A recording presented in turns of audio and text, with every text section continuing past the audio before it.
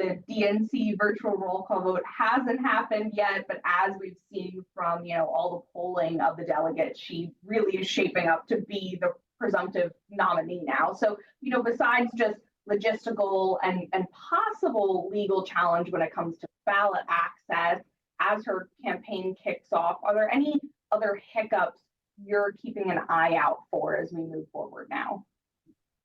Self-inflicted wounds. There's going to be a lot of scrutiny on candidate Harris in a way that there wasn't when she was and is still Vice President Harris. And certainly when we think back to her failed presidential campaign in 2020, she started strong, but frankly wasn't a very personally compelling candidate.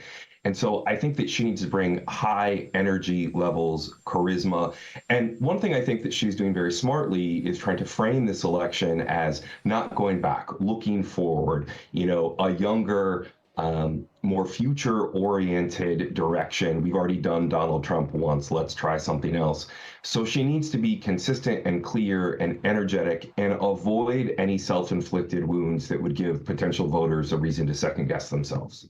And we know there has been a lot of mention of the legality of this in general, as well as, possible financial issues. But since we really haven't seen anyone else at all throw their hat into the ring as a contender here, we are hearing that there really shouldn't be any issues because it's still far enough out. She was already a part of the previous Biden-Harris ticket, and therefore she has access to all of these, resources that were already donated. But in the past, just, few days since she was endorsed and really, gained ground, we've seen this flood of donations, not just, from large entities and from PACs, but just from grassroots people. We've seen a flood of people, signing up to volunteer. What do you think that means politically for the campaign to see all of this just in the past few days?